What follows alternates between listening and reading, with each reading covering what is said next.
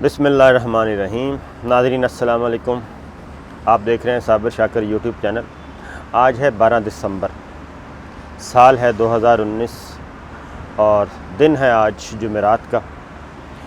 आज दो तीन ख़बरें हैं।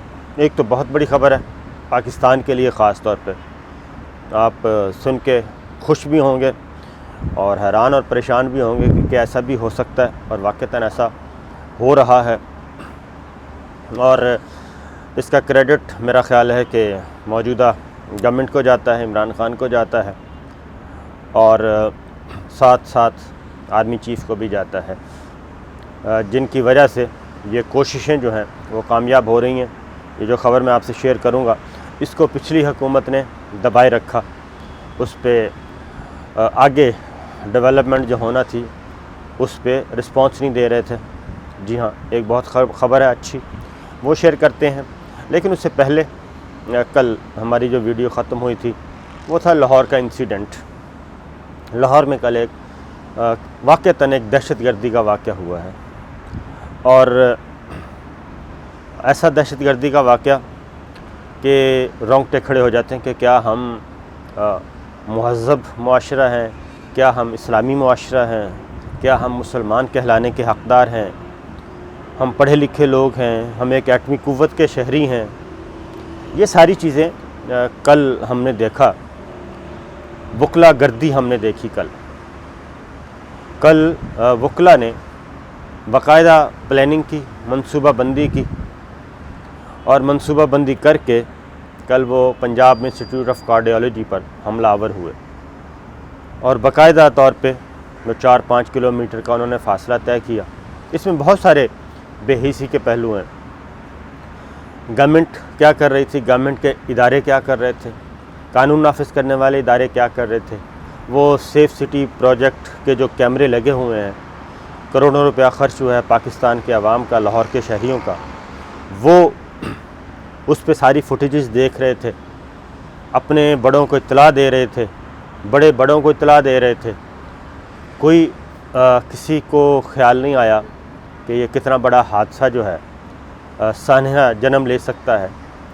दिल के मरीज़ जो हैं, जो जान बचाने के लिए पता नहीं मुल्क भर से कहाँ से आए, वो इससे मुतासर हो सकते हैं। किसी को ख्याल नहीं आया, किसी बाबू को, किसी वज़ीर को, और वो भी सोए रहे।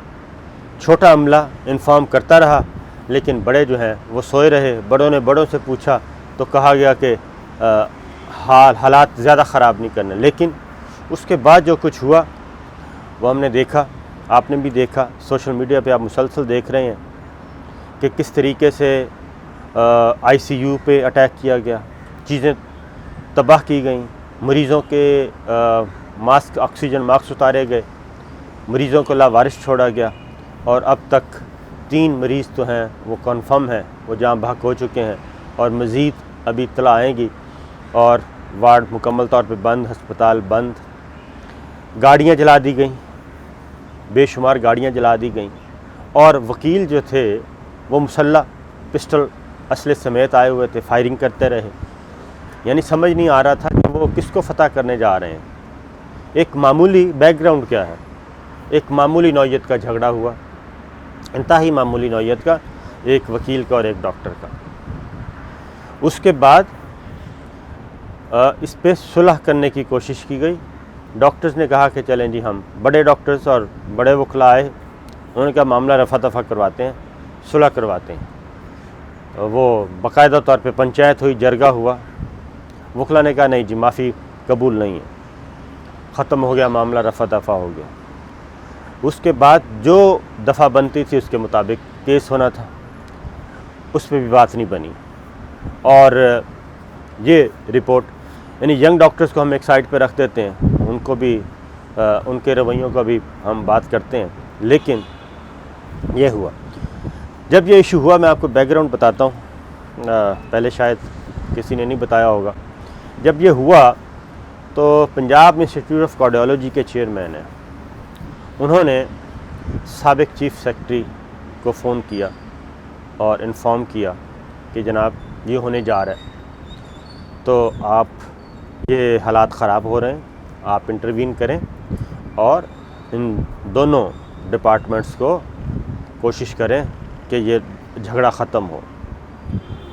उनके अल्फाज ये थे कि जनाब दोनों ही बदमाश हैं, यंग डॉक्टर्स भी और वकला भी, आपस में लड़ने मरने दें इनको, लड़ मर के आप ही हट जाएंगे, हमें क्या ज़रूरत है। ये उनके अल्फाज थे। उन्होंने फिर छोटे सेक्रेटरी हेल्थ से बात की। सेक्रेटरी हेल्थ ने भी कम व बेश यही जवाब दिया। उसके बाद जनाब बाकायदा तौर पे इंटेलिजेंस एजेंसीज इतला देती रहीं कि ये प्लानिंग हो रही है, लेकिन किसी के कानों पे जूं तक नहीं रेंगी। ना बार्स के ओहदेदारों ने रोका, बल्कि ऐसे लग रहा था जैसे एक जंग की तैयारी कर रहे हैं, दुश्मन पे हमला करना है, दुश्मन मुल्क पे हमला करना है। जबकि हॉस्पिटल्स के बारे में ये है कि दुश्मन आपस के मुल्क जो हैं जब जंग कर रहे हों तो जंगों में भी ये एक वार क्राइम समझा जाता है किसी हॉस्पिटल को अटैक करना, और दुश्मन दूसरे दुश्मन के हॉस्पिटल पे अटैक नहीं करता, बेशक वहाँ पे अंदर कोई फ़ौजी भी बैठा हो, लेकिन चूँकि वो हॉस्पिटल है इतना एक सेंसिटिविटी है। लेकिन ये हुआ वकला अब तक ये कहाँ से ये कल्चर आया है? ये इफ्तिखार चौधरी साहब के ज़माने का कल्चर है। और सिविल जज महफूज नहीं है, एडिशनल सेशन जज महफूज नहीं है, सेशन जजेस महफूज नहीं है, कोई महफूज नहीं है। और इस वक्त क्या कहना चाहिए, ये बेंच के पीछे छुप जाते हैं, फिर ये बेंच के पीछे छुप जाते हैं, मौज़े जज साहिबान के पीछे छुप जाते हैं। लाहौर हाई कोर्ट का चीफ जस्टिस थे मंसूर अली शाह साहब, उनके चैम्बर को तोड़ा गया, उनके चैम्बर को तोड़ा गया, उनके चैम्बर के दरवाज़े पे जाके ठुडे मारे गए, उस वक्त भी कोई कंट्रोल नहीं किया गया। इधर इस्लामाबाद में भी यही है, नाजायज़ कब्ज़ा, प्ले ग्राउंड पे चैम्बर बनाए हुए हैं, CDA वाले पुलिस वाले जाते हैं, मार दिए जाते हैं, पिटाई की जाती है, ये सारी चीज़ें हो रही हैं। तो सूरत हाल ये है कि इस वक्त एक माफियाज़ के तरह एक्ट किया जा रहा है, हमारा मुआशरा जो है वो तबाह व बर्बाद होता जा रहा है। ये पूरी एक फिर राजा बशारत साहब, उनको भी इन्फॉर्म किया गया था कि ये हादसा होने से बचाएं, लेकिन ये हादसा होने से नहीं बचाया गया। तो जनाब ये एक बैकग्राउंड है। अब FIR तो दर्ज हो गई है, एंटी टेरर एक्ट भी लगाया गया, इंसदाद दहशतगर्दी एक्ट भी और इक़दाम कत्ल की भी दफ़ात लगाई गई हैं। अब ये इम्तहान है बेंच का, जी मुअज़्ज़ज़ अदलिया का, कि क्या वो अभी भी कंप्रोमाइज़ करेंगे, नरमी करेंगे, या फिर इस वाक़े को आखिरी समझा जाएगा ताकि आइंदा इस तरह का वाक़या ना हो। और दूसरी जानिब जो यंग डॉक्टर्स हैं उनको भी अपने रवैयों पे गौर करना चाहिए, उनके ख़िलाफ़ भी ऐसी ही कार्रवाई करनी चाहिए। अगर वो ज़िम्मेदार हैं तो उनको भी टहरे में लाना चाहिए, क्योंकि वो डॉक्टर्स हैं, वो गवर्नमेंट सर्वेंट्स हैं, उनको आवाम के पैसों से ये पलते हैं, आवाम का पैसा है, आवाम टैक्स देते हैं, तो ये सारी सिस्टम चल रहा है। ये आवाम के खादम है, मुलाजिम है आवाम के, सिविल सर्वेंट्स इसीलिए इनको कहा जाता है, सिविल सर्विस के लिए इनको इसलिए रखा जाता है कि वो शहरियों की खिदमत करें। वहाँ पे जाके ये हुक्मरान बन जाते हैं। और वकला का काम भी ये है, सीनियर वकला ख़ास तौर पर आएँ और इस तरह के जितने भी इसमें मुलव्वस हैं उनके लाइसेंस मनसूख करें, उनको अपनी सफ़ों से निकालें, वरना हम तबाह व बर्बाद हो जाएंगे और होता रहेगा, क्योंकि सोसाइटी पहले ही तबाह हाल है। अब आते हैं ख़बर की तरफ, और वो ख़बर ये है जनाब, बड़ी ख़बर है, और ख़बर है कि आपको पता है कि स्विस बैंकों में बड़ा पैसा पड़ा है पाकिस्तान का, पाकिस्तान के सियासतदानों का, पाकिस्तान के ब्यूरोक्रेट्स का, और भी लोगों का, बड़े बड़े लोगों का, बड़े बड़े हुक्मरानों का, ताकतवर लोगों का पैसा पड़ा है स्विस बैंकों में। क्योंकि स्विस बैंकों में बेनामी अकाउंट्स खोले जाते हैं और वो सेफ़ हेवन समझा जाता है, महफूज जन्नत है करप्ट माफिया की।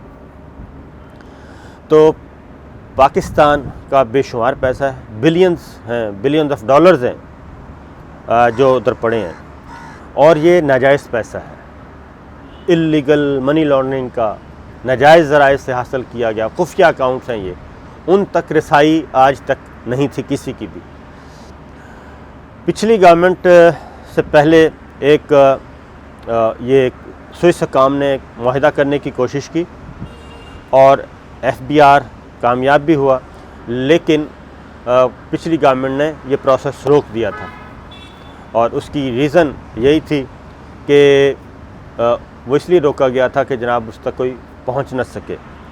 तो सूरत हाल ये हुई कि अब आज ब्रेकिंग न्यूज़ आई है, ताज़ा तरीन ख़बर है, और वो ये है कि स्विस हुकाम जो हैं वो 31 लाख अकाउंट्स हैं जी उधर, मुख्तलिफ़ लोगों के खुफिया अकाउंट्स 31 लाख। और स्विस पार्लियामेंट ने आज एक मंजूरी दी है बिल की, जिसके तहत इन अकाउंट्स की मालूमात मुतल्लिका ममालिक को दे दी जाएंगी। जी 18 ममालिक की मंजूरी दी गई है कि 18 ममालिक को जो खुफिया अकाउंट्स हैं उनकी मंजूरी दी जाएगी।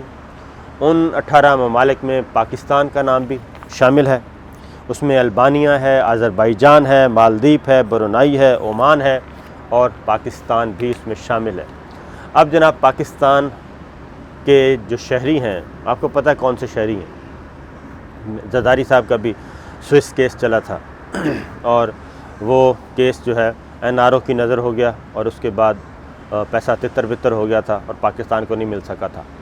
अब पाकिस्तान को वो तमाम मालूमात भी मिलेंगी, कम से कम पहले स्टेज पे मालूमात आ जाएंगी और उसके बाद फिर पाकिस्तान अपना क्लेम दाखिल करेगा और उसके लिए फ़ाइट करेगा।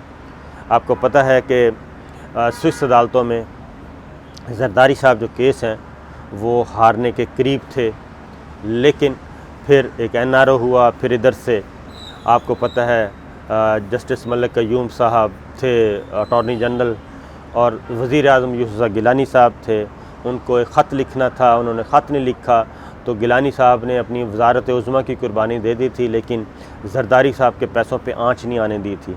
तो जनाब ये एक अच्छी ख़बर आपको मिली है, मज़ीद मालूमात इसके बारे में देंगे हम आपको कि इससे पाकिस्तान को कितना फ़ायदा हो सकता है। अरबों डॉलर का फ़ायदा होगा क्योंकि वहाँ पे अरबों डॉलर ही पड़े हैं और करोड़ों डॉलर तो मामूली सा अकाउंट होता है वहाँ पे। तो देखना है कि क्या इन्फॉर्मेशन आती हैं और कौन कौन सा नाम बेनकाब होता है।